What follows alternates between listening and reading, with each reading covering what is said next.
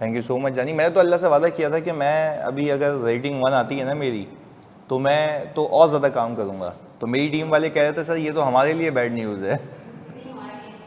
हाँ तो ये अच्छी बात है। तो हसान नादिल कह रहे हैं सर ये क्या होता है, ज़रा ये बता दें। भाई देखो हर फर्म्स है ना, यानी जैसे फॉर एग्जांपल ईवाई एक ग्लोबल फर्म है, बिग फोर है, तो ईवाई की पूरी फर्म में से कोई एक फ़ाइल उठती है जो ग्लोबल रिव्यू करता है। और इसलिए रिव्यू करता है कि ये देखने के लिए कि हमारी जो ब्रांड है वो सही हाथों में है या नहीं है। तो अगर ये फ़ाइल की रेटिंग ख़राब होती है तो ईवाई अपना ब्रांड ना लेके चला जाता है। फॉर एग्जांपल अगर ये रेटिंग ख़राब आती, यस जैसे डिलॉयट ने किया, तो वो ये चीज़ है।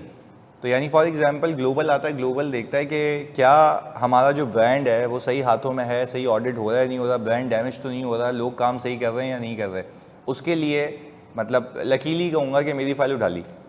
अब पहला साल ऑफ ऑडिट, इतनी कॉम्प्लेक्सिटी, इतना रिस्क, इतनी सारी मिस स्टेटमेंट्स निकाली मैंने, तो पार्टनर ने मुझे कहा कि यार सब तूने इसी क्लाइंट पे कर लिया है। तो वो एक रिस्क ज़्यादा हो गया कि यार इतनी सारी चीज़ें हैं वो कर करा के, तो फिर एनीवेज जब उसने पॉइंट्स फेंकना शुरू किए तो 58 हो गए थे। तो 58 पॉइंट्स हो गए तो मैंने बोला यार मतलब 58 पॉइंट्स मतलब इन माय फाइल। तो बोला वो उसने कुछ चीज़ें पूछी, पूछता गया। मैं एक स्टेप पीछे आया, मैंने बोला वैसी की तैसी। मैंने क्लासें थोड़ी सी स्लो की, मैंने कहा 21 घंटे काम किया मैंने फर्म में, और मैंने उसको मौका नहीं दिया बाकी देखने का चीज़ें। उसने जैसे ही पूछा मैं टकाटक रिप्लाई करता था based on my current knowledge of accounting and auditing and the industry as well. तो करते 2 पॉइंट रह गए, फिर वो 2 पॉइंट भी कल चले गए और फिर रेटिंग 1 आ गई। तो मतलब मैंने बोला कि यार क्या ही बात है। तो मतलब your entire firm is looking at you that the brand is in your hand. तो अब वो चीज़ अच्छी हो गई। तो अब जब जाएंगे तो फिर वो समय ही अलग होगा, वो बात ही अलग होगी। एंड फिर इंशाल्लाह जनवरी में डायरेक्टर बन जाएंगे। तो फिर इंशाल्लाह तो the dream of becoming a youngest director is now just close to me. तो यार थैंक्स टू यू, आप सबने बहुत सारी दुआएं की, सही है। तो मैंने ही इस काबिल मुझे पता है, तो मैंने अपनी माँ को भी कहा कि अम्मी यार आपने दुआ की तो ये हो गया, वरना अदरवाइज़ मैक्सिको, यूके, आप कह लें सऊदी अरब, दुबई, हर जगह से फ़ाइल रिव्यू हो रही थी मेरी। तो इतने सारे लोग कर रहे थे और अकेला मैं इधर निहत्ता। तो अल्लाह का शुक्र है कि ऑल थिंग्स वेंट गुड और बहुत अच्छा हुआ। तो यार thank you so much for prayers. तो मतलब ये दुआओं से ही हुआ है, मतलब मैं नहीं सकता इतनी औकात के इतनी सारी चीज़ों से निकल के बाहर आ जाऊँ।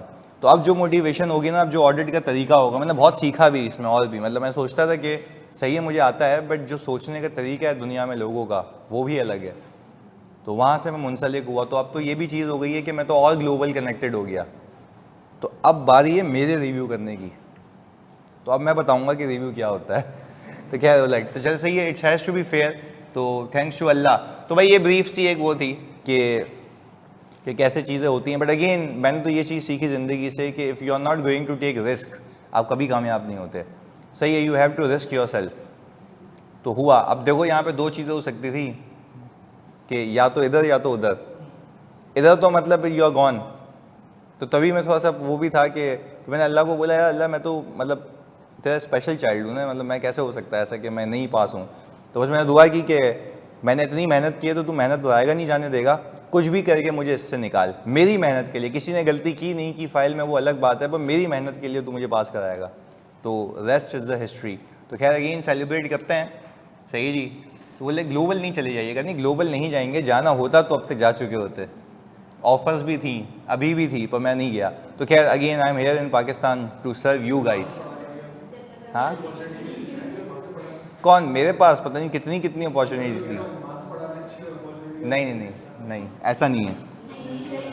I love being in Pakistan. अभी अभी बहुत कुछ करना है।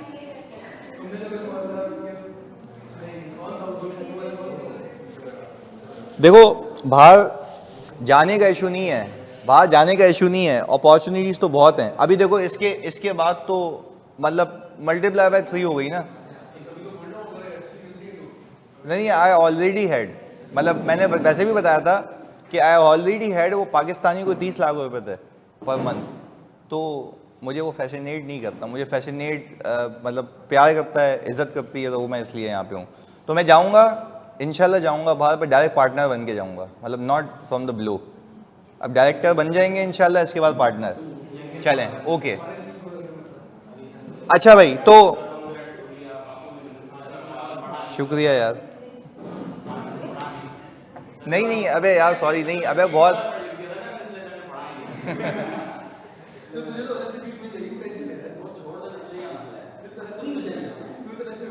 अभी अभी अभी रजा आज दे देंगे जवाब। चलें, ओके।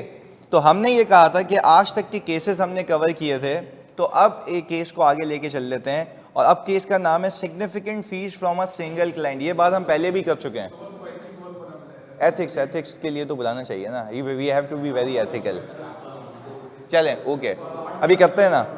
अच्छा, आप सुने, significant fees from a single client, ये बात हम पहले भी कर चुके हैं, आज भी रिकॉल करते हैं। आप खुद मुझे बताएं सोच के कि जब आप एक क्लाइंट के ऊपर हैवीली डिपेंडेंट होंगे तो मेरा सेल्फ इंटरेस्ट होगा, ऐसा ही है। तो आपकी चाहत ये होगी कि वो क्लाइंट आप किसी भी कीमत पे लूज ना करें। अच्छा, तो इसका मतलब ये है कि हसन आदिल कहने के साथ यहाँ पे आ जाएगा सेल्फ इंटरेस्ट साइड। क्या ये बात समझ आती है? हाँ, तो अब मुझे एक बात बताओ, मेरे ख्याल से, अच्छा वो धमका भी सकता है, बिल्कुल ये भी पॉसिबिलिटी है, इंटिमिडेशन साइड भी आ सकता है। अच्छा, तो अब समझने की बात ये है, ये थ्रेट तो इसलिए है ना क्योंकि देखो अल्टीमेटली कोई गलती अगर निकली तो you might try to avoid those mistreatments just because you want to secure the client. तो आप बोलोगे भाई ये खुश रहना चाहिए, ये जाना नहीं चाहिए क्योंकि अच्छी खासी आमदनी इधर से आती है। तो अब कहने का मतलब ये है कि ये तो आ गया एक थ्रेट, और थ्रेट भी आ गया सेल्फ इंटरेस्ट या इंटिमिडेशन। इंटिमिडेट कौन करेगा? क्लाइंट, और क्लाइंट जानबूझ के करेगा अगर उसको ये बात पता लग जाए कि आप उसके ऊपर हैवीली डिपेंडेंट हो। अच्छा, फिर हमने कहा इस थ्रेड की सिग्निफिकेंस, ये थ्रेड कितना सिग्निफिकेंट है, ये इस चीज पे डिपेंड करेगा कि आपके पास फर्म में क्लाइंट्स कितने हैं। अगर कम क्लाइंट्स हैं तो भाई ये तो बहुत ही ज्यादा सिग्निफिकेंट है। अच्छा, ये थ्रेड इस चीज पे भी डिपेंड करेगा कि आप कितनी सर्विसेज सामने वाले क्लाइंट को ऑफर कर रहे हैं। अच्छा, सर्विसेज का मतलब ये होता है कि एक तो ऑडिट हो गया, फिर आप उसको टैक्स सर्विसेज दे रहे होते हैं, दूसरा डिपार्टमेंट होता है, वो सारी चीज़ें हैं। मिल मिला के आप देखते हैं कि आपकी पूरी फर्म को वो कितना रेवेन्यू जनरेट करके देता है। यानी मैं अभी फॉर एग्जांपल में पीडीसीएल की बात बताऊं, पीडीसीएल तो सिर्फ यहाँ है, फिर एतिसलात है ऊपर, फिर एतिसलात की वोडाफोन वगैरह सब में इन्वेस्टमेंट्स हैं, सभी है, तो सभी ईवाई करता है। अब ईवाई क्या करता है, सारे रेवेन्यूज को प्लस करता है जो एक ग्रुप से आती है, और उसको डिवाइड करता है फर्म के टोटल रेवेन्यू से, फर्म के। अच्छा, जब फर्म के टोटल रेवेन्यू से डिवाइड किया जाता है और परसेंटेज आती है 15% से ज़्यादा, तो उसके लिए मैं तुम्हें कहानी सुना रहा हूँ इसलिए क्योंकि ये प्रैक्टिकलिटी है। उसके लिए फिर ईवाई कहता है कि भाईजान पहले ये देख लो कि ये तो एक बहुत ही सिग्निफिकेंट क्लाइंट है, उसके लिए शाना बशाना इंगेजमेंट टीम के साथ एक क्वालिटी कंट्रोल रिव्यू रखा जाता है। क्वालिटी कंट्रोल, अच्छा अब दो अलग बातें हैं। क्वालिटी कंट्रोल रिव्यूअर ये वो वाला नहीं है जो बाद में आके रिव्यू करेगा, साथ साथ अलग से नहीं, फेवर नहीं, गलत, हाँ फेवर नहीं, गलत, ये बहुत गलत बात है, लिखना भी नहीं एग्जाम में। देखो हमें क्वालिटी मेंटेन करनी है, फर्म ने इंटरनल कंट्रोल लगाए हुए हैं, फर्म की पॉलिसी है कि अगर किसी क्लाइंट पे आपकी हैवी डिपेंडेंस है तो उस क्लाइंट को जब आप सर्व कर रहे होंगे तो एक और पार्टनर लगाया जाएगा जो इस क्लाइंट को रिव्यू करेगा। तो जो एंगेजमेंट पार्टनर साइन करेगा ना, वो साइन कर नहीं सकता जब तक वो ओके ना दे दे। This is the theme.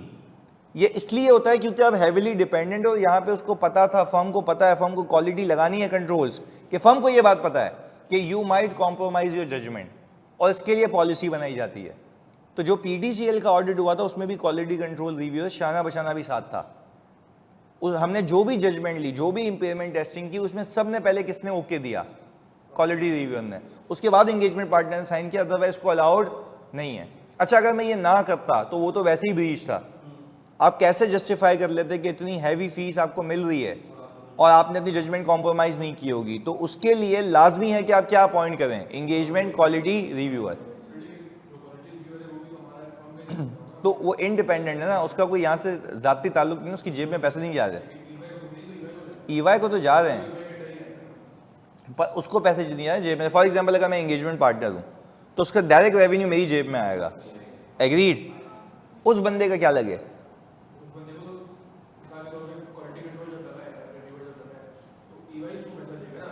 EY नहीं देगा वो भाई, वो इक्विटी पार्टनर है। इक्विटी पार्टनर का मतलब समझते हो कि उसकी अपनी दुकान है, उसका इस पीडी से कोई ताल्लुक नहीं है। हाँ, उसका अपना पोर्टफोलियो है ना, तो वो तो उसको तो एडिशनल जिम्मेदारी दी जा रही है। और अगर if he found to be negligent तो वो पहले जाएगा, क्योंकि क्वालिटी कंट्रोल की जिम्मेदारी किसकी थी? उसकी थी। उसकी अपनी टीम होती है प्रॉपर, वो एक एक चीज़ें रिव्यू करती है हमारी, कोई भी ताल्लुक नहीं है। तभी देखो इंडिपेंडेंस का मतलब ही यही है ना कि आप एक इंडिपेंडेंट बंदा रखो जो कि शाना बशाना उस फाइल को रिव्यू करे। कैसे होगा? उसका क्लाइंट ही नहीं है, उसका क्लाइंट ही नहीं है ना, उसका तो क्लाइंट ही नहीं है, उसका तो क्लाइंट ही नहीं, इसलिए तो उसको कहा गया कि ऐसा बंदा रखो जो उस क्लाइंट से मुंसलिक ना हो। अब जो मेरा क्लाइंट था ना, उसमें रिव्यू था दुबई का, उसका यहाँ से क्या ताल्लुक है? उसको नहीं। तो अब हुआ क्या, अब जब भी फॉर एग्जांपल मैंने इम्पेयरमेंट टेस्टिंग कराई इतनी कॉम्प्लेक्स कि हमने 3 एंटिटीज के कैश फ्लोज बनाए, अजम्पशंस को चैलेंज किया, वो सिखाऊंगा सब्सटेंटिव में कैसे मैं वेरीफाई करता हूँ। तो वो सारी चीज़ें वेरीफाई करके फिर रिव्यू था जो ग्लोबल, उसमें मैं चैलेंज किया, ये कैसे तुमने मान लिया कि ये रेवेन्यू इतना ग्रो होगा। फिर मैंने उसको हिस्ट्री बताई कि देखो इतने इतने इतने सब्सक्राइबर ग्रो हो रहे हैं, और मैंने कहा जो पहले एक बंदा साल महीने में एक पैकेज करता था वो 2 बार करता है, क्योंकि 4G की कंजम्पशन से कंजम्पशन ज़्यादा हो रही है, मल्टीप्लायर इफेक्ट है। तो ये इसको सारे समझाई बातें, तो वो एग्री किया। तो अदरवाइज मतलब वो तो हमें साइन ही नहीं करने देता रिपोर्ट। तो कहने का मतलब ये है कि वो क्वालिटी रिव्यू लगाने का मतलब ये होता है, मकसद ये होता है कि आप कभी भी गलत डायरेक्शन में ना जाएं। देखो हो सकता है ना कि भाई मैं जल्दबाजी में अपनी जजमेंट कॉम्प्रोमाइज कर देता, या ड्यू टू पैसे की लालच, ड्यू टू सिग्निफिकेंट, वो तो होने ही नहीं देगा। वो इसलिए नहीं होने देगा क्योंकि वो इस चीज से मुंसलिक नहीं है। This is what the concept is about. Clear है? चले ऑनलाइन में तो प्लीज बताओ यहां तक बात समझ आती है? तो हमने कहा कि सर थ्रेड आ गया हमारे पास, सेल्फ इंटरेस्ट और इंटिमिडेशन थ्रेड। अच्छा अब आगे सिग्निफिकेंस डिपेंड करेगी टोटल नंबर ऑफ क्लाइंट्स पे। फिर लिखा हुआ number of services being provided to the client और फीस चार्ज फ्रॉम। अच्छा अगर बाकी क्लाइंट से बहुत मिनिमल मिनिमल मिनिमल चार्ज हो रही है तो फिर सिग्निफिकेंस क्या हो जाएगी? ज्यादा हो जाएगी। अच्छा अब बगैर आगे देखे हुए कुछ तो हम वैसे ही डिस्कस कर लेते हैं ना। हम ये कहते हैं सेफगार्ड्स क्या है, यानी इसकी रेमिडियल फैक्टर्स क्या होंगे। पहला, मुझे लगता है कि आप जो उसको सर्विसेज दे रहे हैं, अदर सर्विसेज, वो कम कर दें। कहने को तो आपको अजीब लगेगा, कोई अपना बिजनेस क्यों खराब करेगा, पर if it's a firm policy it has to be there, because you need to be independent, and in order to prove independence आपको ये करना पड़ेगा। क्योंकि याद है पहली क्लास में मैंने आपको क्या कहा था कि इंडिपेंडेंस आपकी नजर में नहीं होनी चाहिए, सामने वाले की नजर में। यानी जो थर्ड पार्टी आपको देखे तो कहे कि ये वाकई बंदा इंडिपेंडेंट था। तो भाई just saying it and thinking, मैंने याद है वो जो ऑफर आई थी सामने क्लाइंट से, और वो जो बंदी थी वो कह रही थी कि मैं सोच रही हूं कि मैं इसको एक्सेप्ट ना करूं, तो क्या ये इंडिपेंडेंस दिखाने के काबिल है? नहीं, अनलेस के आप रिटर्न में उसको मना कर दें। तो ये फर्क है। तो यहां पे भी यही बात है कि भाई सही है, आप बोल रहे हैं कि हमें इंडिपेंडेंस इंपेयर नहीं होगी, तो भाई फिर show it by your actions. आप कह के दिखाएं, आप बोलें कि भाई हमें ये सर्विसेज आपको नहीं देनी है क्योंकि हमारा रेवेन्यू ओवरली आप पे डिपेंडेंट है, आप ये काम किसी और से करा लें, या तो सर्विसेज हमसे करा लें, ऑडिट किसी और से करा लें। पहले बताओ लॉजिक समझ आती है? Ultimately you need to reduce your services. अच्छा दूसरा तरीका ये है कि अपने क्लाइंट बेस बढ़ा दें। अच्छा इससे क्या होगा? क्लाइंट बेस बढ़ाने से रेशियो एडजस्ट होगा, तो आपकी डिपेंडेंस इसके ऊपर कम हो जाएगी। देखो फर्म भी यही करती है, हम लोग हमेशा अपना ना एक रेवेन्यू जो ग्लोबल मॉनिटरिंग टूल था ना, उसमें RMS भी होता है, रेवेन्यू मॉनिटरिंग सिस्टम, उसके अंदर सब मॉड्यूल के अंदर हम सारे रेवेन्यूज पार्क कर रहे होते हैं। वो ऑटोमेटिक पूरी फर्म की परसेंटेज निकाल के बता रहा होता है कि भाई ये जिस पे ज्यादा आता है वो वैसे ही रेड हो जाता है। अच्छा रेड होने का मतलब क्या है कि सिग्निफिकेंट क्लाइंट है। सिग्निफिकेंट क्लाइंट रिस्क के हिसाब से, रेवेन्यू के हिसाब से, तो फिर देखा जाएगा कि भाई ये तो इतना अच्छा क्लाइंट है, ये तो इतने पैसे दे रहा है, इस पर तो नजर करम होगा अच्छा सा। उस नजर करम को बचाने के लिए रिव्यू लगाया जाता है कि भाई साथ साथ तू रिव्यू कर, ऐसा नहीं है कि इनकी जजमेंट क्या हो जाए, इंपेयर हो जाए, कॉम्प्रोमाइज हो जाए। तो पहले बताओ लॉजिकल बात समझ आती है? चलें, increase the number of clients, बिल्कुल ऐसा है। तो अब सेफगार्ड्स में अगर हम देखें, हम कहेंगे reduce the number of services being provided to the client, increase the number of clients to reduce dependency, appoint a reviewer, जो हमने बातें की। तो सिर्फ आपने सही डायरेक्शन में सोचना है। क्लैरिटी है? कौन सा? हाँ ये खानदानी वाला, बिल्कुल। चलें ऑनलाइन वालों प्लीज बताओ क्या ये बात समझ आती है? सही है, क्वालिटी रिव्यू रिस्क असेसमेंट के फेज में लगाते हैं। अच्छा एक बात जल्दी भाई प्लीज सुनना है, क्या ये क्वालिटी रिव्यूअर रिस्क असेसमेंट में लगाते हैं या पूरे ऑडिट में? पूरे ऑडिट में, रिस्क असेसमेंट के वक्त भी, ऑडिट के वक्त भी, और साइन करते वक्त भी। मैं ये आपको बता रहा हूं, आप साइन नहीं कर सकते जब तक वो ओके ना दे दे। ये अभी जब तुम क्वालिटी कंट्रोल देखोगे ना, उसमें ये लिखा हुआ है स्पेशली कि क्वालिटी कंट्रोल रिव्यू जिस क्लाइंट पे अपॉइंट होता है उसके अंदर उसकी इजाजत के बगैर अब ऑडिट रिपोर्ट साइन, वरना तो मकसद ही फौत हो गया उसको अपॉइंट करने का। वो तो क्वालिटी रिव्यू था, आपने सबसे पहले उससे ओके लेना है कि क्या we are good to go, आप हमारी जजमेंट से एग्री करते हैं या नहीं करते, क्या आपको लगता है हमने एविडेंस लिया या नहीं लिया, बस ये बात है। अच्छा सर, फी फ्रॉम क्लाइंट से पहले तो कुछ नहीं पढ़ाया ना? नहीं, कुछ भी नहीं पढ़ाया जानी सर। एथिक्स सिर्फ आपकी स्लाइड से पढ़ के ले इनफ है, तो भाईजान इसके अलावा क्या पढ़ोगे? मतलब यही है एथिक्स, जो सारी चीजें हैं। अच्छा अब हमने कहा एक लास्ट अटेम्प्ट का सवाल, हाँ जी लास्ट अटेम्प्ट का सवाल, प्लीज जानिए इधर देखिएगा, ये आप लोगों ने करके बताया। देखें यहां पे लिखा हुआ क्या है, you are the audit engagement partner of the sportswear limited, one of the most significant client of your firm. Okay, you have been informed by managing partner that the board of SWL wants to complete the audit within 1 month after the year। अच्छा बोलना नहीं है, आपने लिख के बताना है, लिख के बताना है, बोलना नहीं है।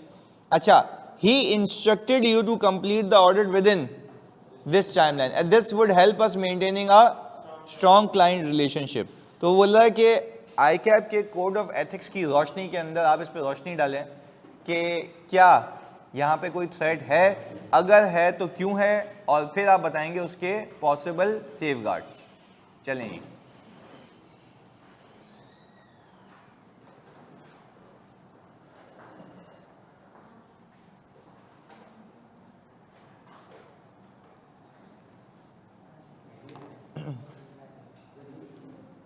नहीं होगी ना फिजा, अगर मैंने क्वालिटी मेंटेन करनी है और मैंने सर्विसेज रिड्यूस कर दी तो मेरी डिपेंडेंस खत्म हो जाएगी।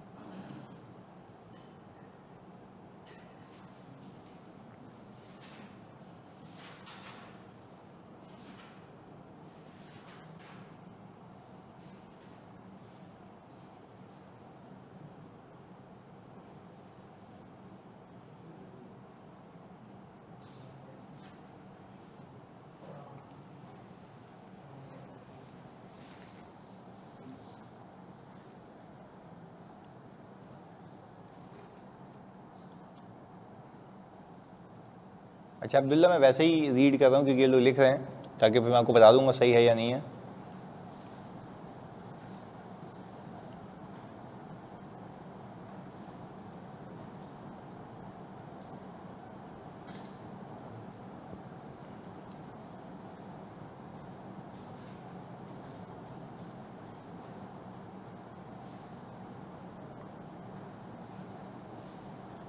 वेरी गुड अब्दुल्ला, सही लिखा है।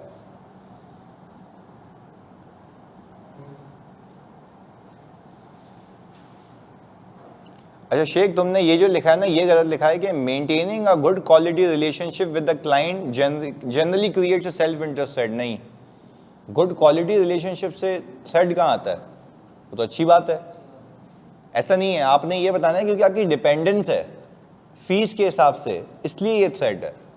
तो यहाँ थोड़ा गलती हो गई जानी।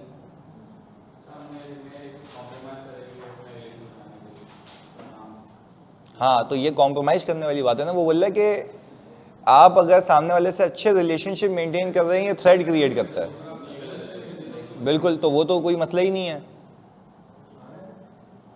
बस एक मिनट, ये आखिरी, as one of the most significant client of your firm contributing 16% of firm total revenue which is greater than the threshold of, देखो ये नहीं लिखना आपने which is greater than the threshold of, did I told you the threshold? नहीं, simple आप बोलेंगे कि भाई इसे 16%.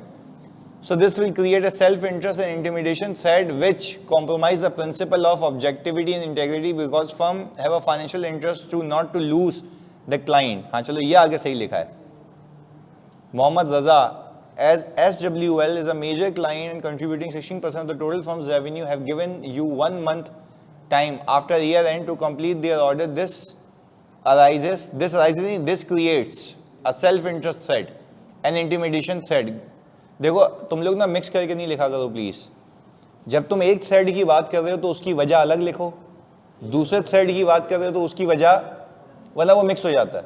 जैसे इन्होंने लिखा कि क्योंकि वो हमें कह रहा है कि भाई जल्दी ऑडिट खत्म करो और 16% डिपेंडेंसी है उसके ऊपर और इतना सिग्निफिकेंट क्लाइंट है, दिस क्रिएट्स दिस थ्रेड। पर आगे आप लिख रहे हो कि इसकी वजह क्या है थ्रेड्स की, तो वो मिक्स हो रहा है। थ्रेड बताओ क्यों है, ये बताओ, थ्रेड बताओ क्यों है, ये बताओ, दोनों अलग अलग। क्लियर है? या तो फिर लिखने की फाउंडेशन ऐसी होनी चाहिए कि क्लैरिटी से समझ आए। और also the quality of audit will not be efficient, गलत, ऐसे कोई अल्फाज नहीं यूज करने आपने। Quality of audit will be affected बोलेंगे ना, as the judgements will be compromise. Efficient क्या होता है? आप बोलेंगे quality of audit will be affected because of the time that has been given to us. यानी 1 महीना दे रहा है ना, 1 महीने में क्या मैं सारी चीजें ऑडिट कर सकता हूं? नहीं कर सकता।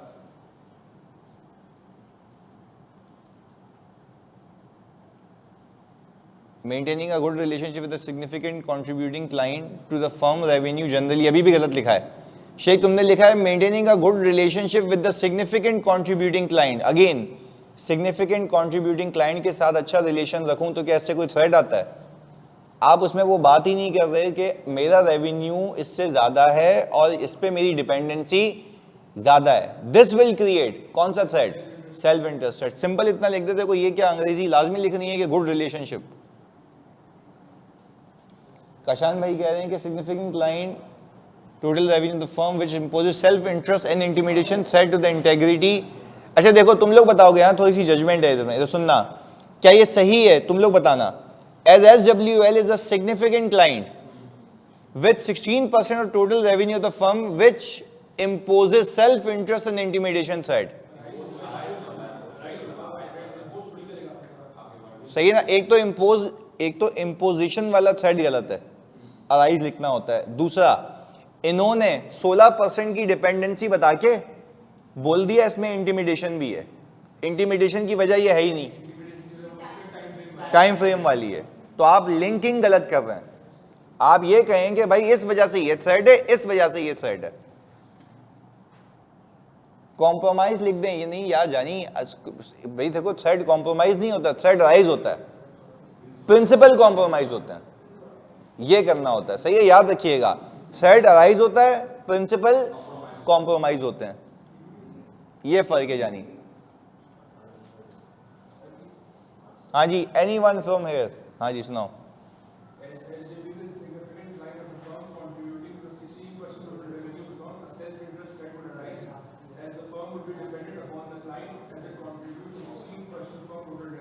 वेरी गुड यार।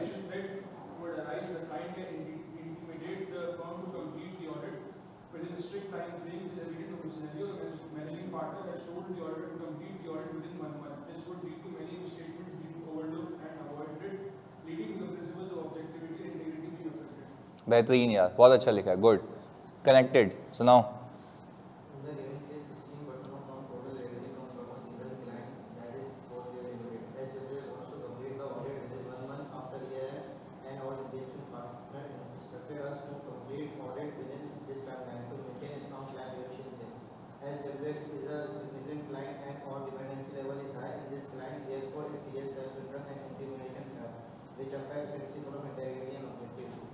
बिल्कुल सही यार, बेहतरीन। मतलब तुमने बड़ा एक बना के लिखा सिचुएशन को, इसमें पूरे नंबर हैं, इसमें कोई दो राय नहीं है। अच्छा, अब एक और यहाँ पे आया हुआ है, SWL, one of the most significant client of the firm, contributes 16% of the total revenue, and managing partner inform us to complete the audit early. This will create a self-interest and intimidation threat to the principle of objectivity, integrity, and some extent professional behavior, as the firm may overlook audit issues in order to maintain the client relationship and complete audit timely. बिल्कुल सही लिखा है anonymous भाई, बिल्कुल सही है। Mac, as one of the most significant client of the firm, contributing 16% of the firm's revenue, which gives rise to the self-interest threat, SWL wants to complete the audit within 1 month after the year end, which gives rise to intimidation threat. अच्छा, ऐसे भी लिख सकते हैं मैं कि this creates this threat. This will affect the principle of integrity and objectivity because the auditor judgment may not be. अच्छा देखो यहाँ पे जानी, इधर सुनना, इन्होंने एक गलती कर दी, महक आपने ये गलती कर दी है यहाँ पे। द ऑडिटर जजमेंट में नॉट बी बायस, या ऑडिटर जजमेंट्स में बी बायस। मे नॉट तो नहीं होगा ना, मे नॉट का मतलब है कि आप बोलेंगे हो सकता है कि बायस ना हो, सही है। And the quality of audit will not be efficient maintaining a good client relationship. नहीं, आखिर में आपने जो वजह लिखी है वो गलत लिखी है, आप सिंपल लिखे ना कि auditor will try to look over statements in order to secure the good client relationship, and some of the miss statements might be overlooked due to the stringent deadlines. तो ये थोड़ी सी ऊपर की थी, बट सही है, सही है। चलो, पर मेरे ख्याल से आपने आइडिया जो है बिल्कुल वो सही किया। वाह यार, ऐसा तो मैंने कभी जिंदगी में नहीं लिखा था। मतलब जब पहले पेपर दिया हुआ है इन्होंने, वो कह रहे हैं कि ऐसा पहले नहीं होती थी ड्राफ्टिंग, पर इनसे हो रही है। इट्स ऑल अबाउट कि आप लिंक करके चलें, आसान है। सिचुएशन उठाएं, लिंक करें, ये थ्रेट है और उसकी वजह क्या है, ये आपको मार्क्स सिक्योर करा देगी, क्योंकि देखो आपने आइडिया कन्वे करना है, वो आपकी अंग्रेजी से हरगिज़ गर्ज नहीं रखता। क्लैरिटी है? चलिए जी, anyone else from the class, सुनाएं।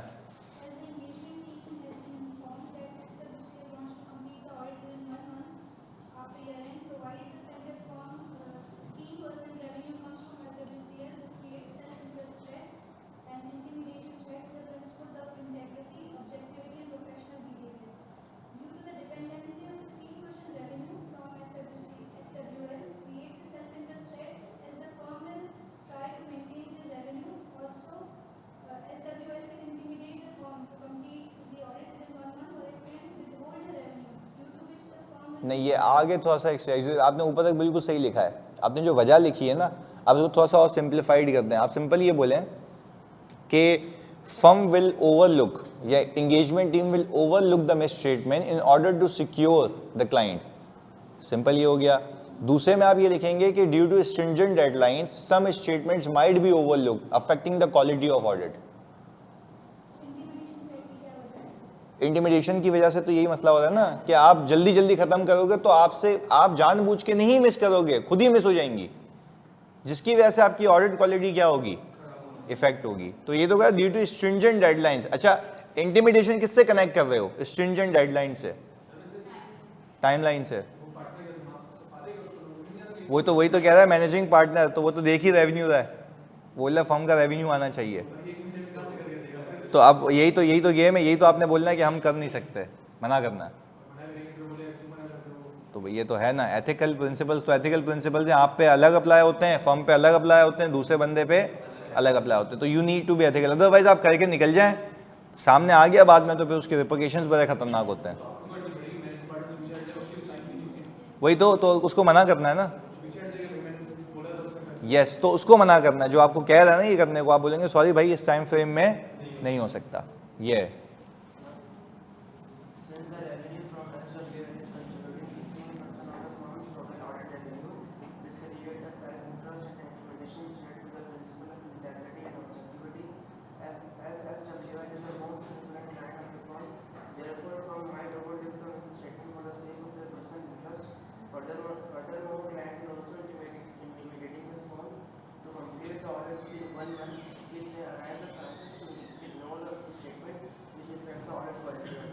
वेरी गुड, तो बेसिकली करीब करीब सबने सही लिखा है, बस जो करेक्शंस थी वो मैंने बता दी। जी जानी सुनाओ।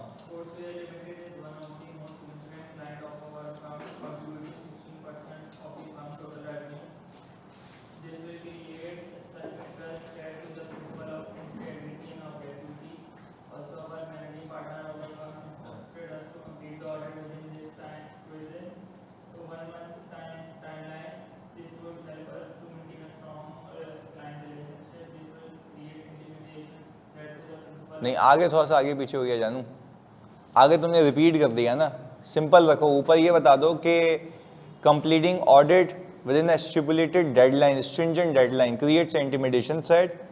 As a result, firm might overlook some of the misstatements affecting the quality of audit. बस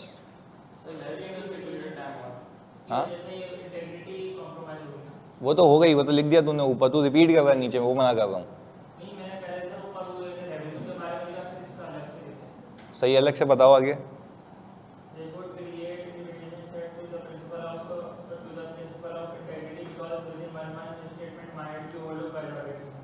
पर इंटेग्रिटी को ब्रीच करेगा ये कि अगर फॉर एग्जांपल आप जल्दी जल्दी काम कर रहे हैं तो आपकी ऑब्जेक्टिविटी भी तो कॉम्प्रोमाइज हो रही है ना, दोनों है ना, इंटेग्रिटी भी है ऑब्जेक्टिविटी भी है, यही है। ऑब्जेक्टिविटी का मतलब है कि आपकी जजमेंट्स कॉम्प्रोमाइज हो रही हैं ड्यू टू अनड्यू इन्फ्लुएंस, तो इसलिए आपको उसको किससे भी लिंक करना है, ऑब्जेक्टिविटी से, सही है। अच्छा अब शेख कॉपी कर रहा है बार बार, बच्चा कह रहा है भाई तेरा चेक हो तो गया, पहले तू बार बार क्यों कर रहा है। अच्छा इरफान लिखते हैं, threat that would arise are self interest and intimidation threat, firm has self-interest in SWL due to significant revenue being 16% is earned, and in order to secure it, firm might neglect some misstatements. Further, intimidation threat also arises due to instruction of SWL to complete the audit within 1 month. This can lead to auditor overlooking the misstatement. सही है जी, तो misstatement तो overlook होगी पर quality compromise होगी जो कि होनी नहीं चाहिए थी। अच्छा अब वैसे हम देख लेते हैं और आपने ये मैच करना है, वैसे मैंने देख लिया जानी कि ये ऑब्वियसली तुम लोगों ने लिखा हुआ इधर please, SWL contributes 16% of the total firm audit revenue, making it a financially significant client. The firm may prioritize maintaining the client relationship over audit quality, leading to a reluctance to challenge management's accounting judgments or estimates. इसको हमने सीधी जबान में लिखा था कि firm might overlook the misstatements in order to secure the client. ये पूरी बात उसमें कवर हो जाती है, तो इसमें कोई मार्क्स नहीं कटेंगे, पूरे ही मिलेंगे, क्योंकि आपने यही बोला कि भाई आप जो मिसस्टेटमेंट्स आपको दिखेंगे आप उसको ओवरलुक कर लोगे, और वो भी क्यों करोगे, ताकि आपकी क्लाइंट रिलेशनशिप सिक्योर हो जाए। चलें आगे, this creates a self interest threat, the firm has a strong financial incentive to keep the client satisfied. चलें जी, ये हो गई हिसाब किताब। अच्छा आपका बताने का तरीका, बयान करने का तरीका थोड़ा सा अलग था, सही है। आगे, the engagement partner has been instructed to complete the audit quickly which may restrict the time available for necessary audit procedures. The partner may feel pressure to overlook complex audit areas और reduce testing in a critical areas to meet the internal deadline. यानी वो कह रहा है कि भाई वहाँ यहाँ तो ये तो प्रोसीजर्स कम करेगा, वेरिफिकेशन कम करेगा, या तो वो जो क्रिटिकल जजमेंटल एरियाज होते हैं उनको ओवरलुक कर देगा। आगे, this creates an intimidation threat where pressure from the firm leadership could impair the partner's ability to exercise and the objectivity. अच्छा, these factors would affect the fundamental principle of, जो तुम्हें बताया मैंने, As pressure to complete the audit quickly may bias audit judgment, leading to inefficient skepticism in evaluating the financial statements. Rushing the audit may prevent the engagement team from performing all necessary procedures, affecting the audit reliability and accuracy, and may affect fundamental principle of professional competence and due care. यानी वो कह रहा है कि भाई अगर आपने सही तरीके से काम नहीं किया तो आप प्रोफेशनली कॉम्पिटेंट सर्विसेज सामने वाले को प्रोवाइड नहीं कर पाओगे. तो ये इसको रीड करवाने का मकसद ये है कि आप इसमें तो थोड़ी सी अंग्रेजी सीखें कि किस तरीके से आप बयान कर सकते हैं कि मैं प्रोसीजर्स नहीं करूंगा, जजमेंट्स को इवेल्युएट नहीं करूंगा क्लाइंट की. तो ये वर्ड्स यूज कर सकते हैं. नहीं भी कर रहे मार्क्स पूरे मिलने. एग्रीड है? पक्की बात है, क्योंकि लास्ट टाइम भी गोल्ड मेडल उसी अंग्रेजी पे आया है, कोई एडिशनल अंग्रेजी पे नहीं आया. तो आइडिया शुड बी सेम. ये तो देखो ज्यादा बयान कर रहा है कि उसमें क्या क्या वो मिस करेगा. तो ये आपने अगर फॉर एग्जांपल लिखा भी है, सारे अगर आइडिया सेम है तो आई थिंक कोई इशू वाली बात नहीं है. चलें, ये लास्ट अटेम्प्ट का है. लास्ट अटेम्प्ट का है भाई. ये कह रहा आपने कहा था कि प्लीज सुनना, प्लीज सुनना भाई. शेख साहब कह रहे हैं आपने कहा था इंडिपेंडेंट थर्ड पार्टी के अकॉर्डिंग होना चाहिए. तो भाई मैंने आपको ये पहली क्लास में सिखाया था कि क्या इंडिपेंडेंस अगर आपने सोच ली कि आप इंडिपेंडेंट हो कि ये माना जाएगा, या आपने इस पर्सपेक्टिव से देखना है कि अगर तीसरा बंदा देखे तो वो बोले ये इंडिपेंडेंट है. तो ये मैंने कॉन्सेप्ट दिया था भाई. अच्छा सर, इंटिमिडेशन थ्रेट क्लाइंट की तरफ से भी आ सकता है ना कि आप ऑडिट इशू ओवरलुक करो वरना रिलेशनशिप एंडेड. बिल्कुल आ सकता है. तो मैंने आपको क्या सिखाया था कि इंटिमिडेशन थ्रेट आपका तब आप लिखेंगे जब सवाल में मौजूद होगा. इस सवाल में गिवन था ना, हालात वाकयात गिवन थे तो आपने उसकी बात की, अदरवाइज आपको बात करने की कोई नीड नहीं थी. चले अब एक और सवाल, और ऊपर देखें उसकी वेटेज कितनी है. तो प्लीज जरा सोचें और फिर लिखें इसके ऊपर. अब बड़ा कंसाइज लिखना होता है रजा.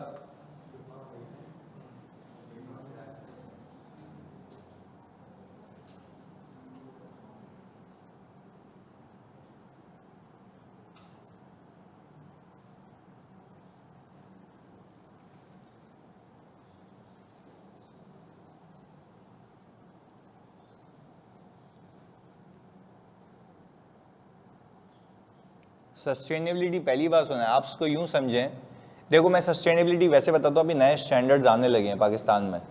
सस्टेनेबिलिटी स्टैंडर्ड्स का मतलब यह है कि अब कंपनीज के ऊपर ये रिक्वायरमेंट है कि वो अपने नेचर ऑफ बिजनेस को देखते हुए अपने एडिशनल डिस्क्लोजर्स देगी कि वो बिजनेस को कैसे सस्टेन करेगी, क्या चैलेंजेस हैं, ये सारी चीज़ें वो डिस्क्लोज करेगी. अच्छा, अभी ऑल टुगेदर एक नया स्टैंडर्ड है जिसमें अपॉर्चुनिटी, थ्रेट्स वगैरह सब बताने होते हैं कि आप अपनी कंपनी की सस्टेनेबिलिटी को देखने के लिए क्या क्या, क्योंकि बोलता है कि भाई यूज़र को एक ऐसा व्यू दो कि उसको समझ आए कि मैं कितने टाइम में सस्टेनेबल हूँ, मैं कितने टाइम में मेरा बिजनेस खत्म होगा. तो उसको एक व्यू दो क्लैरिटी के साथ. अब फॉर एग्जाम्पल एक एग्जाम्पल दे रहा हूँ. एक बिजनेस है जो फिजिकल टीचिंग करता है, उसकी सस्टेनेबिलिटी है ही नहीं क्योंकि उसने सस्टेनेबिलिटी के मेजर ही नहीं लिए हुए. क्यों? क्योंकि अब फिजिकल का ज़माना नहीं है, you have to be online. तो अगर कोई ऐसा इदारा है जो फिजिकल सिर्फ क्लासेस देता है तो उसकी सस्टेनेबिलिटी क्या है? कम है. तो वो बताता है कि बताओ कि भाई how much you are sustainable, how much your business is going to be sustainable. तो ये एक अलग दुनिया है, नए स्टैंडर्ड्स आने लगे हैं जो रिपोर्टिंग में आएंगे और शायद आप लोग फाइनल तक पहुंचे तो वहां पे आपको मिले. सही है. तो उस केस में तो खैर कहने का मतलब ये है कि ये ऑल टुगेदर एक नए स्टैंडर्ड्स हैं. अच्छा, अब जब नए स्टैंडर्ड्स आते हैं तो मुझे लगता है कि आपको उसकी नॉलेज होती है. तो अब इसके हिसाब से सोचो जरा क्या होता है.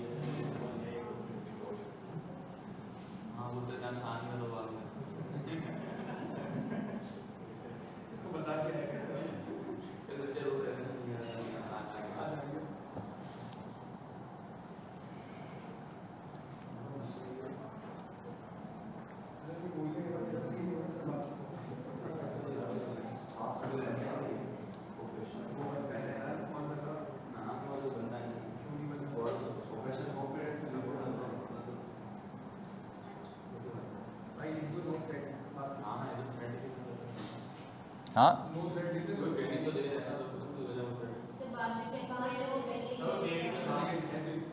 नहीं, देखो आप ये कह रहे हो,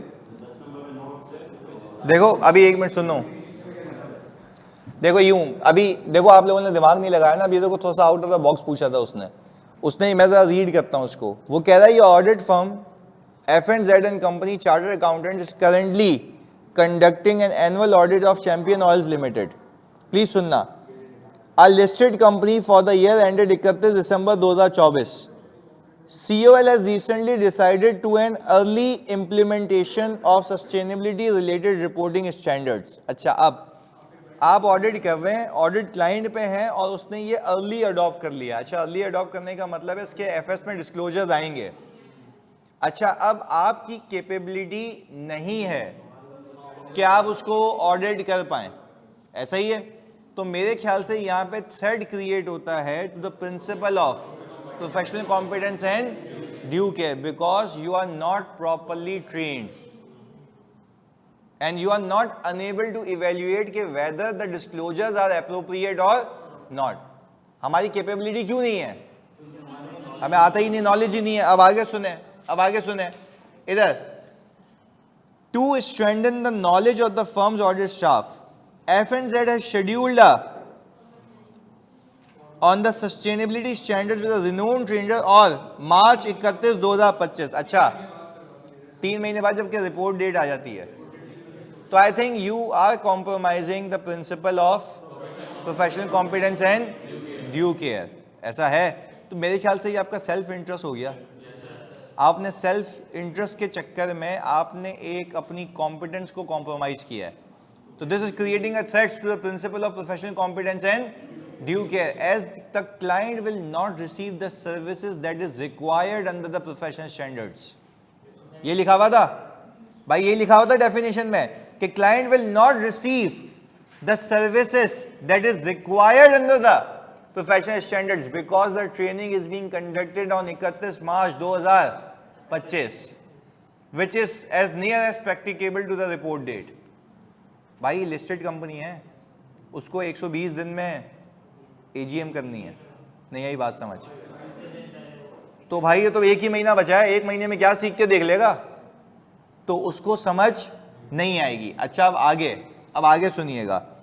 the trainer has suggested to incorporate the real world scenarios from the firm's audit clients in the upcoming training session to help staff understand the practical implement. मैं जिससे पूछूंगा वो बताएगा। आप बताओ, कॉन्फिडेंशियलिटी ब्रीच होगी।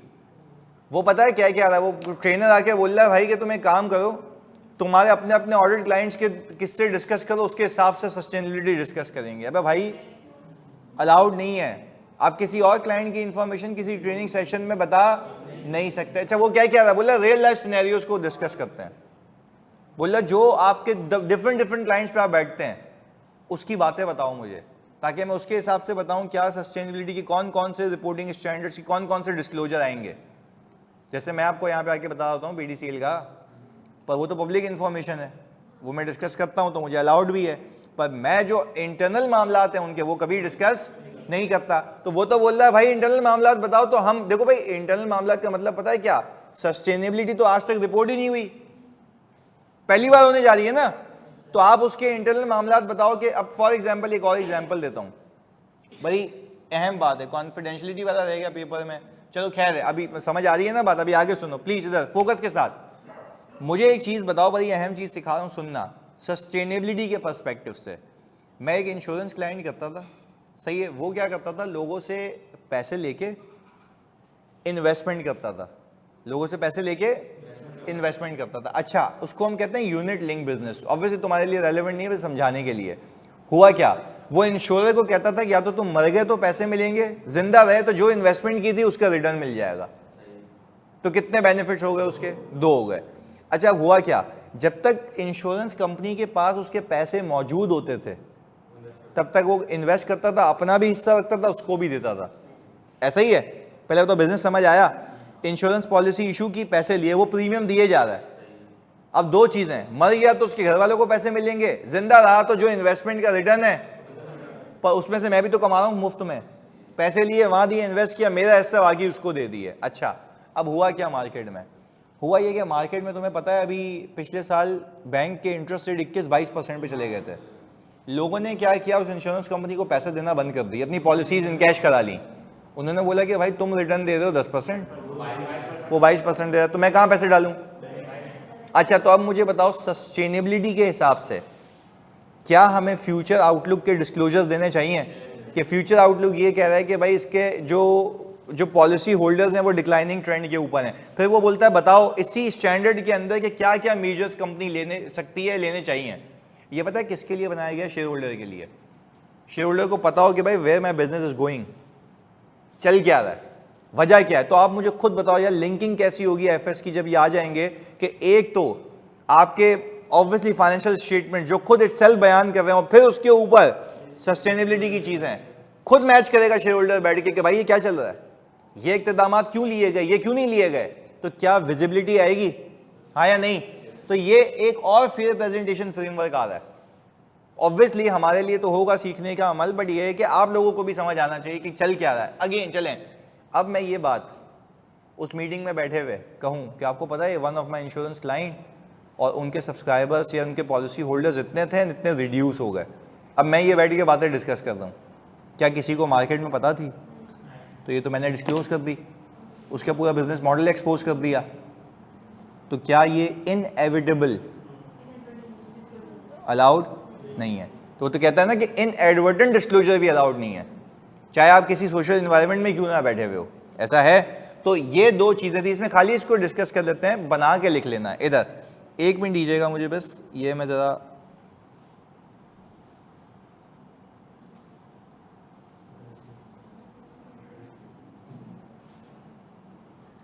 ये देखिएगा भाई, सिर्फ डिस्कशन के पर्सपेक्टिव से, यानी सिर्फ डिस्कशन के पर्सपेक्टिव से प्लीज इधर। The audit staff lack formal training on sustainability reporting and are conducting the audit without adequate technical knowledge. The audit team may misapply the sustainability standards leading to which could impact the audit. ये इसने वजह लिखी, यानी हम कह रहे हैं ना, जैसे तुम तो यूं लिखते कि as the management and the company has adopted sustainability standards earlier and the audit team does not have professional competency and knowledge, this will create a threat to the principle of professional competence and due care. फिर वजह लिखते, वजह भी तो ये लिखोगे ना कि वो ऑडिट कर रहे हैं और उनको उसको इंटरप्रेट करने की तमीज नहीं है। तो इसने वैसे शुरू किया है। बात समझ आ रही है? हम भी ऐसे ही लिखते, क्योंकि वजह तो मैंने बोली है लिखनी है, क्योंकि वो उस कॉन्सेप्ट को मिस अप्लाई करेगा क्योंकि उसको समझ नहीं है। आगे, this creates has a business incentive to complete the audit on time even though the audit team may not be fully competent in applying the, चलें, the fundamental principle of professional competence due care is compromise as auditor must maintain up to date technical knowledge without sustainability standard training. They may misapply the standard and fail to conduct a, तो ये उसने क्या किया, definition से reproduce किया कि भाई professional competence and due care का मतलब ये है कि you are not providing the professional competence services that is required in the current professional standards. वही तो लिख रहा है, उसी को टीप देते ना पूरे नंबर मिलते हैं, उसी को रिप्रोड्यूस करते हैं बाखुदा पूरे नंबर मिलते हैं, उसमें कोई दो राय नहीं है। क्योंकि आपने उसको बताना है कि भाई professional competence and due care का मतलब यह है कि आप अपनी नॉलेज को इस लेवल पे मेंटेन करें, इस ऑप्टिमम लेवल पे कि client professional competent services receive करे based on the current technical standard and available in the market. Clarity है? चलें, ओके। तो ये आपकी मस्ती पता है आज मैंने खत्म की, जो तुम लोग दिमाग खा गए थे ना पूरा हफ्ता, अब आया तो पिक नहीं हुआ, वैसे हर जगह घुसाए जा रहे थे। अच्छा ये हो गया था, चलें, पर वैसे कॉन्फिडेंशियलिटी नहीं हुआ था। कितने लोगों से मिस हुआ कॉन्फिडेंशियलिटी? अच्छा चलो, पर पहले ये बात बताओ, देखो ये एक ऐसा, अच्छा मैंने जब लास्ट टाइम सेशंस करवाए थे ना तो मैंने आउट ऑफ द बॉक्स सवालात पूछे थे, वो आपको सोचने का तरीका सलीका देते हैं। तो हमने कहा चलो सही है, ये तो एक हो गया हमारा पास पेपर ना। अब आपकी जो डेवलपमेंट है माइंड की कि यार मैं कैसे पिक करूंगा, तो वो कब होगी जब ज़्यादा से ज़्यादा सवाल सॉल्व होंगे। बात क्लियर है? तो मैंने अगेन यही सिखाया आपको कि आप जितना भी अच्छा मतलब कॉन्सेप्ट ले लें, आप रिवाइज करते रहें, कुछ भी फर्क नहीं आएगा अनलेस कि आप लिखते नहीं हैं।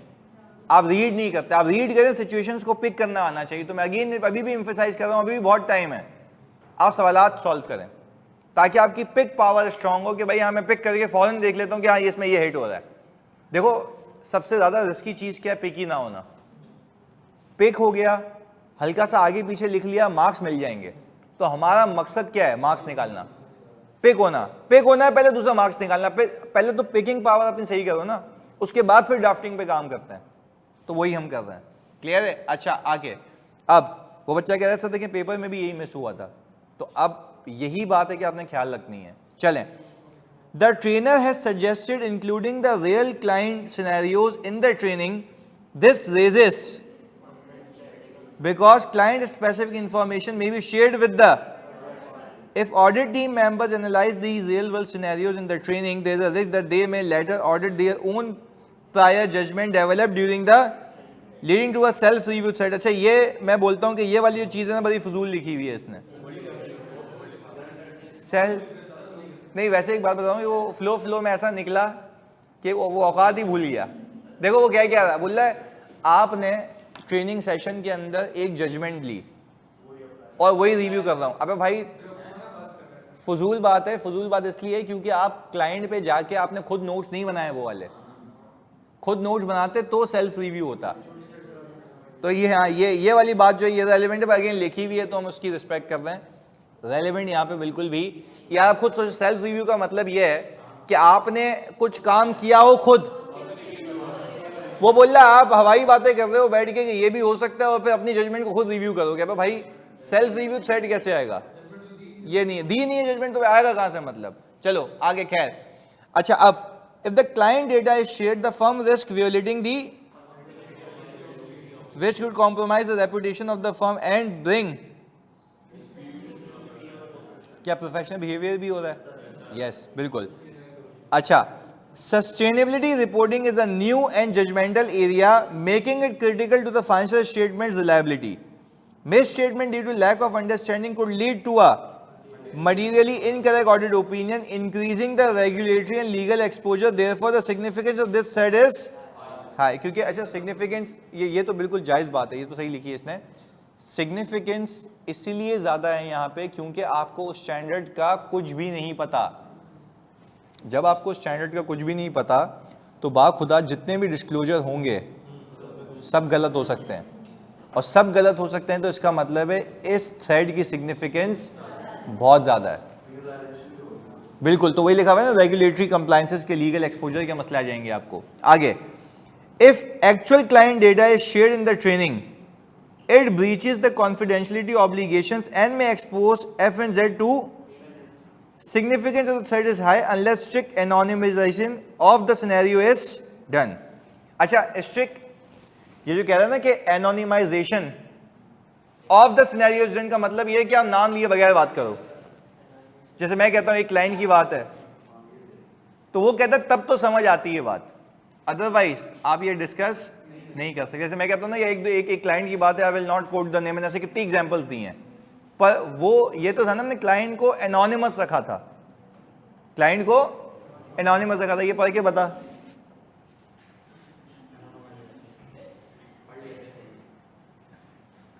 हाँ जल्दी, एनोनिमाइजेशन, बस ये है।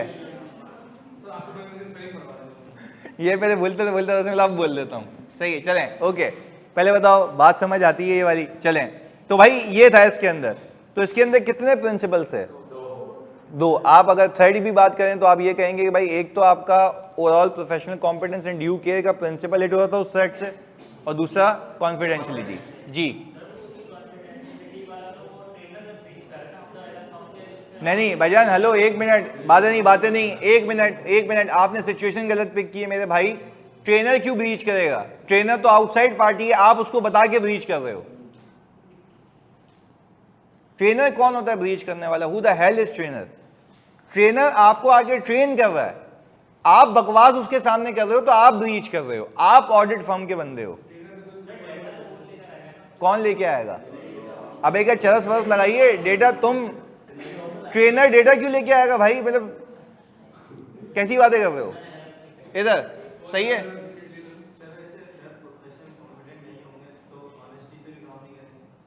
नहीं, प्रोफेशनल कॉम्पिटेंस नहीं है तो वो तो हम पहला प्रिंसिपल देख रहे हैं ना। नहीं, इंटेग्रिटी लिख भी दे तो क्या ही फर्क पड़ेगा, तेरे से पहला पिक हो गया था। हाँ तो खैर चलो ओके,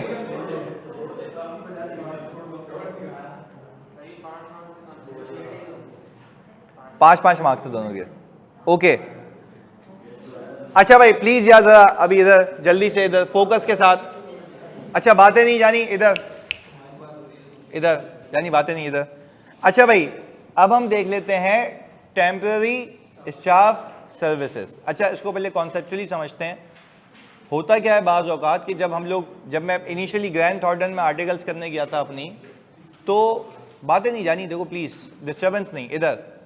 जब मैं इनिशियली ग्रैंड थॉर्डन में अपनी आर्टिकल्स करने गया था तो जैसी बात है हम लोग कोई 25 लोगों का बैच था हमारा, उसके अंदर से कुछ स्टाफ को क्लाइंट पे पोस्ट किया गया था। अच्छा मैंने जब पूछा उन लोगों से तुम क्लाइंट पे पोस्टिंग हो भी गई तुम्हारी इतनी जल्दी, तो उसने मुझे बताया हम ऑडिट करने आए नहीं है, हमें जो भेजा गया है वो वहां पे बुक कीपिंग के लिए भेजा गया है। अच्छा बुक कीपिंग का मतलब यह है कि उनको ऐसे लोग चाहिए होते हैं क्लाइंट को जिसकी अकाउंटिंग अच्छी हो और वो उनके फाइनेंशियल स्टेटमेंट्स में डेबिट क्रेडिट पार्क करें, जिसको पता हो एक्सपेंस क्या होता है, एसेट क्या होता है, लायबिलिटी क्या होती है, इक्विटी क्या होती है, IFRS 9 की कैलकुलेशंस कैसे चलती हैं, डेप्रिसिएशन कैसे निकाला जाता है, वो सारी चीज़ें। पहले बताओ लॉजिक समझ आई?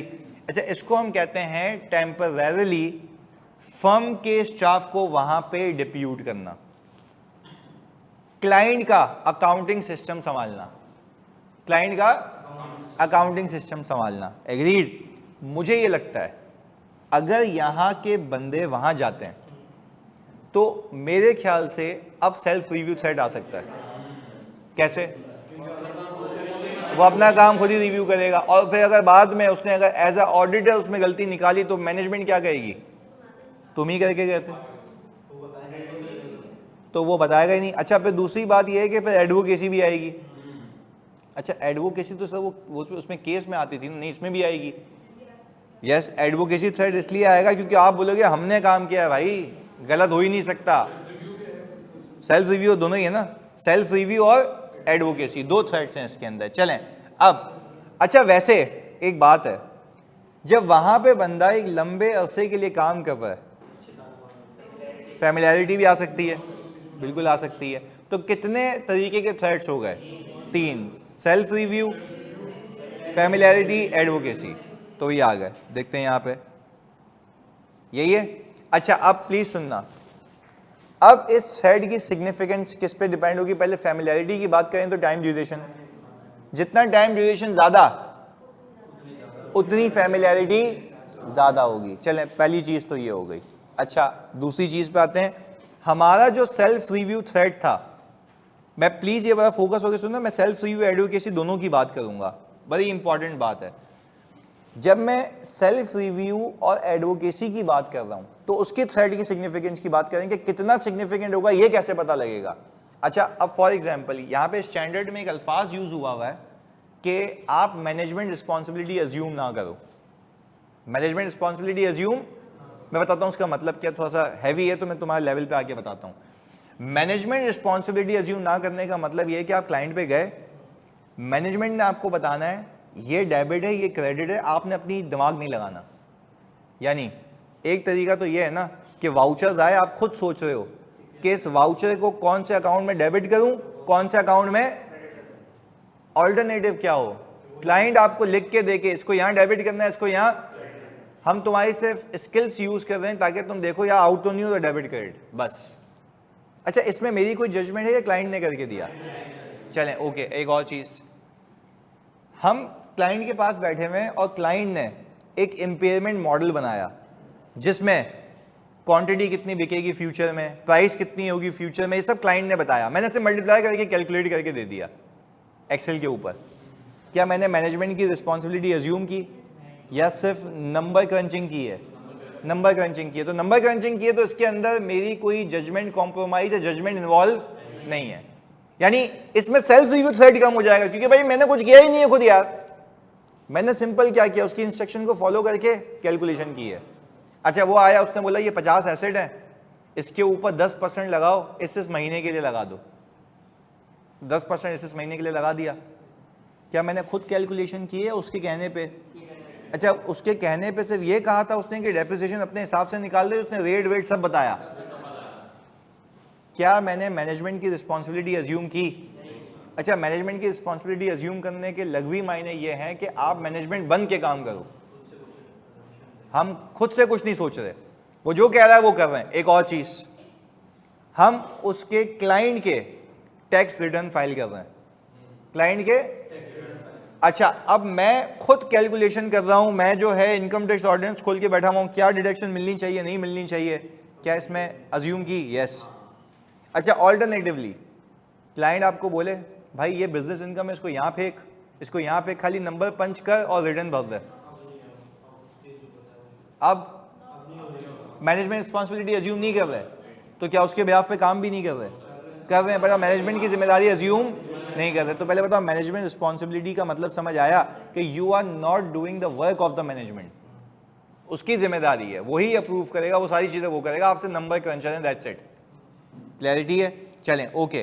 तो हमने यहां पे देखा सिग्निफिकेंस डिपेंड करेगी पोजीशन इन द फर्म, के जो बंदा यहां से वहां गया था, फॉर एग्जांपल अगर एक सीनियर मैनेजर वहां पे एज अ स्टाफ गया था या डायरेक्टर गया था, तो सिग्निफिकेंस कम होगी, ज्यादा होगी, क्योंकि वो जब वापस आके ऑडिट करेगा तो फिर वो जजमेंटल एरियाज बहुत ज्यादा होंगे, क्योंकि वो ऑल रिस्पॉन्सिबल होता है। चलें, अच्छा, इसके बाद पोजीशन एट द क्लाइंट, कि जब आप वहां जा रहे हैं तो वहां किस नौयत का काम कर रहे हैं। देखें, दो बातें हो गई ना, एक तो यहां क्या पोजीशन है और एक वहां जाके किस नौयत का काम कर रहे हो, दो चीजें हो गई। अच्छा, अब एग्जांपल है, यहां पे आप ट्रेनी थे पर वहां पे आप मैनेजर फाइनेंस का काम कर रहे हो, तो अब थ्रेट ज्यादा है कम है? ज्यादा है। कैसे ज्यादा है? क्योंकि वहां पे आपको जो एरिया मिलेगा वो भी लिमिटेड नहीं होगा बल्कि बहुत ज्यादा होगा। चलो, एक और चीज, आप वहां पे सिकॉन्ड किए गए, वहां पे भेजा गया आपको, और आपको सिर्फ 1 महीने के लिए भेजा गया, इतना मसला नहीं है। हाँ, तो आप ये कहेंगे कि आपका थ्रेड या थ्रेड है ही नहीं, कम है। तो हमने कहा भाई सिग्निफिकेंस की बात की है हमने अब तक। चलें, अब सेफगार्ड अकॉर्डिंगली इसको देख के बनाते हैं। मैंने कहा सबसे पहले conducting an additional review of the work perform by the loan individual, यानी जिस बंदे को आपने वहां भेजा था उसका एडिशनल रिव्यू करवा लो अगर वो ऑडिट टीम में काम कर रहा है। अच्छा, एक और चीज भी कर सकते हैं वैसे, इफ यू एग्री, वो लेट से पेरोल में काम करके आया, वहां पे दूसरा हेड दे देंगे, क्या उसकी स्ट्रक्चर कर देंगे रिस्पॉन्सिबिलिटीज? ऐसा है? This is possible.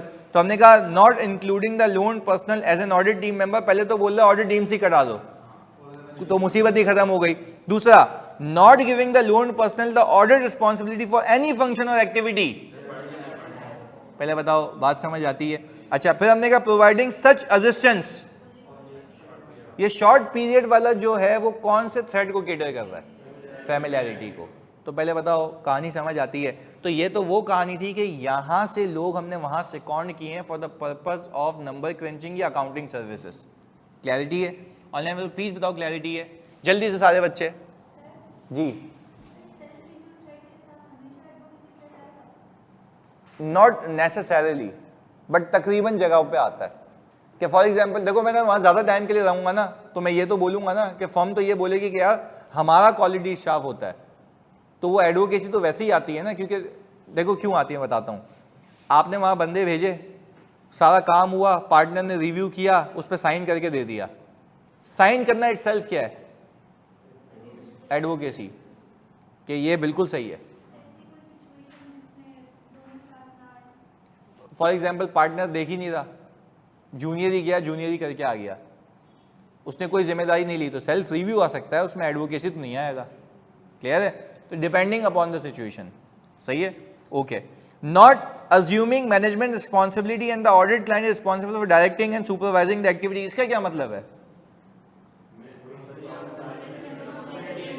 यानी वो कह रहा है यहाँ पे एंट्री जाएगी, यहाँ पे डेबिट, यहाँ पे क्रेडिट, हमने खुद अपना दिमाग नहीं लगाना। अच्छा, अलबत्ता वो कह रहा है ये 5000 एसेट्स हैं, इस पे पूरा फिक्स एसेट रजिस्टर बना के दो, तो फिर क्या हम अज्यूम कर रहे हैं?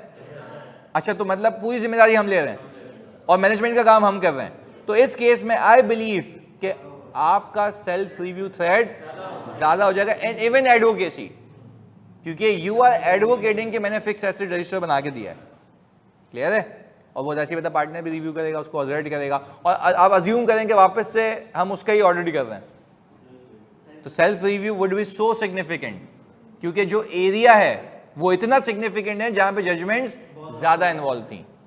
एग्रीड है? चलें ओके आगे।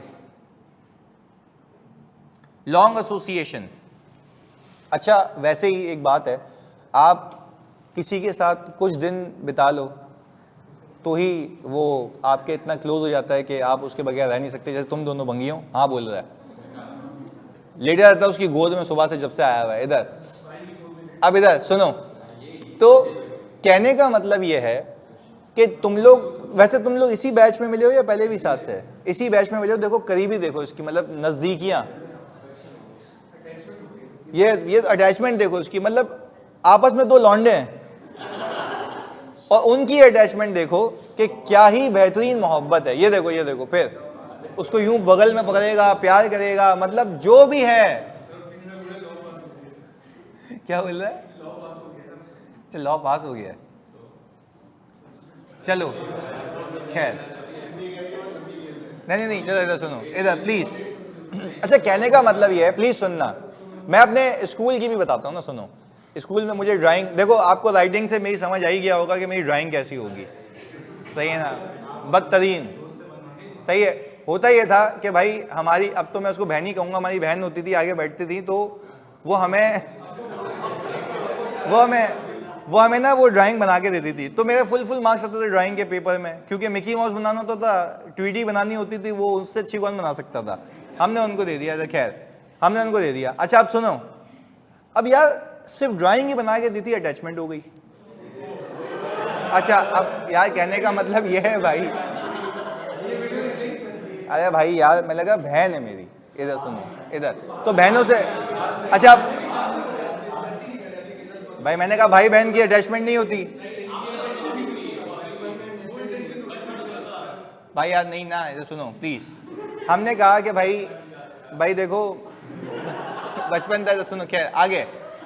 अच्छा भाई प्लीज अब सुनना, प्लीज फोकस हो गया। तो अब हुआ ये सीन कि भाई वो देखो, वो तो जाहिर सी बात है, स्कूल में क्या ही आपको शऊर होगा किसी चीज़ का, ये वो आप फिल्में देखते थे आप, अब वो नहीं होता भाई, हम शरीफ थे, सीधी सी बात है यार। स्कूल मतलब स्कूल में ही बंदा क्या ही सोचेगा यार, मतलब वो फिल्में चलती थी तो बंदा अपना सोचता रहता अपने दिमाग पर। हम तो भाई देखो, वो तो सीन ये होता था कि आपने सिर्फ ड्राइंग बना दी, आप तो ख्वाब सजा के कहाँ निकल जाते थे, क्लियर, खैर ओके चलो खैर। एनीवेज इधर वो, अबे वो धूम फिल्म में नहीं, वो जो जय दीक्षित होता है तो वो बोलता है कि भाई उसकी बाइक पे बच्चे बीवी सब यूं टकाटक बबल बन जाता है, इधर वो वाला धूम वाला, इधर खैर।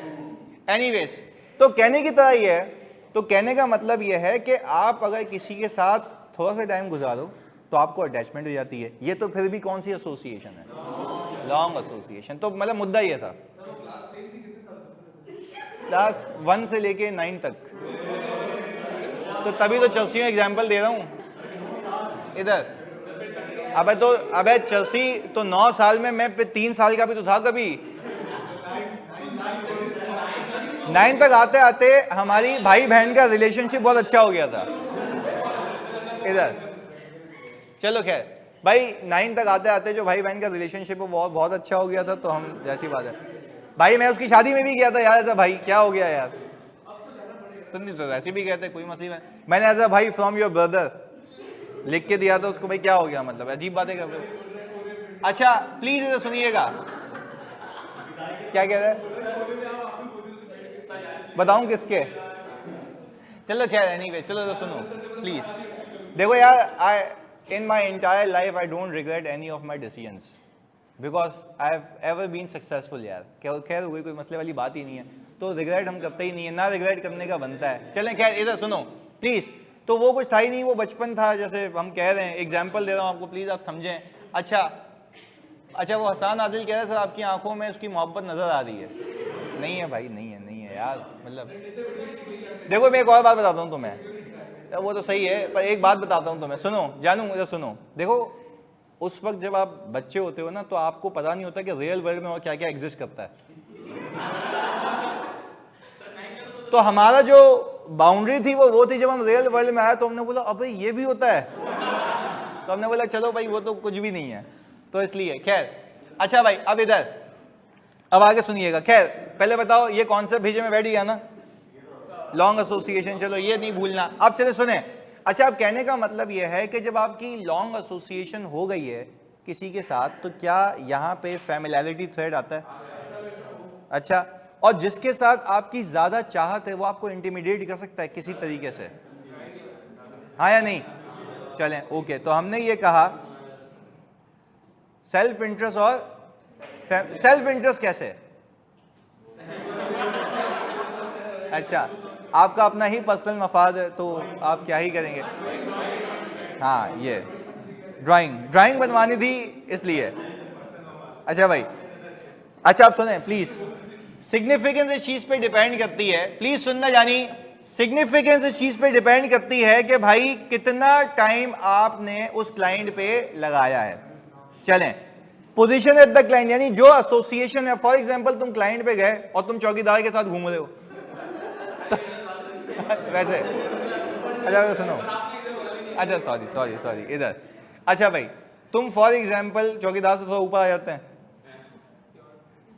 पीएन के साथ घूम रहे हो। खैर, तो कहने का अच्छा, इसमें क्यों पीएन के साथ इसलिए घूम रहा है क्योंकि इसको चाहिए चाय पानी, वहां पे इसको मिल जाती है फ्री की चाय कॉफी, ये सारी चीजें। खैर, तो अगेन कहने का मतलब यह है कि वो कह रहा है कि देखो किसके साथ घूम रहा है, रिलेशनशिप लॉन्ग एसोसिएशन है किसके साथ। तो अगर यही चीज होती डायरेक्टर सीएफओ, तो क्या आपकी जजमेंट कॉम्प्रोमाइज होने का खदशा है? डेफिनेटली है। तो this is what we call about the long association. अच्छा, पोजीशन एट द फर्म, यानी अब यहां पे एक जूनियर स्टाफ है जो वहां पे सीएफओ से बातें कर रहा है, कोई फर्क? क्यों? जूनियर है, उसका कोई हिसाब किताब नहीं है। अच्छा, अब आगे हमने कहा अगर थ्रेड इतना सिग्निफिकेंट था उस मेंबर को टीम से हटा दो, ये खानदानी के अपॉइंट रिव्यू कर लो उसके काम के लिए, परफॉर्म रेगुलर इंडिपेंडेंट इंटरनल और एक्सटर्नल क्यूसीआर ऑफ द एंगेजमेंट, ये कुछ बात की थी हमने। Yes, quality review. तो अगर अब फॉर एग्जांपल मैं तुम्हें बताता हूं, हमारा एक क्लाइंट है जिस पे पार्टनर 5 सालों से ऑडिट कर रहा है। कितने? 5 साल। अच्छा, जैसे ही हमने मार्क किया ना 5 सालों से, तो हुआ ये कि हमें एक ईवाई से ग्लोबल से एक इंडिकेशन है कि आप इस पे क्वालिटी कंट्रोल रिव्यू लगाएं। अच्छा, क्वालिटी कंट्रोल रिव्यू की नौबत क्यों आई? क्योंकि पार्टनर सेम है, तो मेरे ख्याल से थ्रेड का लेवल बहुत ज्यादा सिग्निफिकेंट होगा, तो इसलिए रिव्यू लगा दिया इंडिपेंडेंट बंदा जो कि आपकी जजमेंट्स को चेक करेगा, चैलेंज करेगा और ऐसे रिपोर्ट साइन करने नहीं देगा। तो पहले बताओ जानी, यहां तक की बात की क्लैरिटी है? नहीं, पार्टनर का डिपार्टमेंट कैसे चेंज करेगा? पार्टनर को बोलेगा चक्कर लगा गया बाहर से, इधर ऐसा तो नहीं है ना। अच्छा, शेख साहब कह रहे हैं यहाँ सेल्फ इंटरेस्ट का बता दें। भाई मुझे एक बात बताएं, 1 मिनट, यहाँ पे सेल्फ इंटरेस्ट, वैसे अगर रियलिटी के हिसाब से बात करें, यहाँ पे सेल्फ इंटरेस्ट लिया आएगा ना क्योंकि लॉन्ग एसोसिएशन है, तो आप ना रिलेशनशिप मेंटेन करने के लिए सेल्फ इंटरेस्ट आपका आएगा, क्लाइंट मेंटेन करने के लिए सेल्फ इंटरेस्ट आएगा, in order to maintain the relationship with the client. Clear है? तो मेरी जो ड्राइंग वाली एग्जांपल थी उसमें मेरा भी तो सेल्फ इंटरेस्ट था ना, सेल्फ इंटरेस्ट था बंगी। ओके, अच्छा भाई क्या कह रहे हैं? नहीं वैसे क्या कह रहा है, वैसे ही। हाँ, अब तो क्वालिटी कंट्रोल भी लग गया, पर I love this quality control, सीधी सी बात अभी ये है। अच्छा भाई आगे। सर हो सकता है कोई जॉब वगैरह ऑफर कर दे, हाँ बिल्कुल ऐसा भी हो सकता है, पर जॉब वगैरह कैसे नहीं, देखो डिपेंड करता है फर्म है या बंदा है, इंडिविजुअल। सही है? अच्छा पहले बताओ जानी कि लॉन्ग एसोसिएशन का प्रिंसिपल क्लियर है? चले ओके, यानी अभी सो फार, वैसे मुझे नहीं लगता कि आपको याद होगा, बट अगर मैं वैसे ही रिकॉल करूं, सबसे पहले एक एक करके, प्लीज बीच में नहीं बोलना, मैं जैसे पूछूंगा वो बताएगा ताकि लगे कि केसेस याद है हमें। अच्छा, पहले हमने शुरू किया था फी पिछले से कम नहीं होनी चाहिए, यहाँ का बंदा वहां जा रहा है, वहां का बंदा यहाँ आ रहा है। Contingent fee, threat of dismissal, advocacy, buying goods and services, gifts and hospitality, prospective employment at client, अच्छा तो पहले भी तो एम्प्लॉयमेंट आई थी, वो जा चुका था, यहाँ पे अभी ऑफर आई हुई है। रिमेनिंग फी, आउटस्टैंडिंग फी, यस, सिग्निफिकेंट फीस, और ये तो थोड़ा सा ऐसे डिस्कस कर लिया करो ताकि चीजें याद रहें। हाँ, इंटरेस्ट इन क्लाइंट यानी शेयर्स होल्ड किए हुए आपने या आपके क्लोज फैमिली मेंबर में। अच्छा वैसे मैं एक बात बताऊं, अभी जो भी सिनेरियो आ जाए ना, मतलब इतनी डेवलपमेंट आ चुकी है कि आप पिक करेंगे। अब हमें काम करना है उसके ज़्यादा लिखने पे और पिक करने पे, क्लैरिटी है। तो इसको चलो यहाँ तक रखते हैं, सही जी, ताकि फिर अगली क्लास में इंशाल्लाह ये एथिक्स खत्म हो जाएगा, फिर पास पेपर रह जाएंगे, केसेस खत्म हो जाएंगे। हाँ 2-3 है बस, खत्म हो जाएंगे इसके बाद, सही है। अच्छा तो हाँ रोज सवालात कराते हैं, कोई मसले वाली बात नहीं। अच्छा FAR 2 मैंने अभी मैसेज कर दिया था, मैंने कैंसिल किया है, सही, क्योंकि मैं फ़ौरन जा रहा हूँ मीटिंग में, क्योंकि शायद सेलिब्रेशन है इसलिए। चलें, ओके, अल्लाह हाफ़िज़।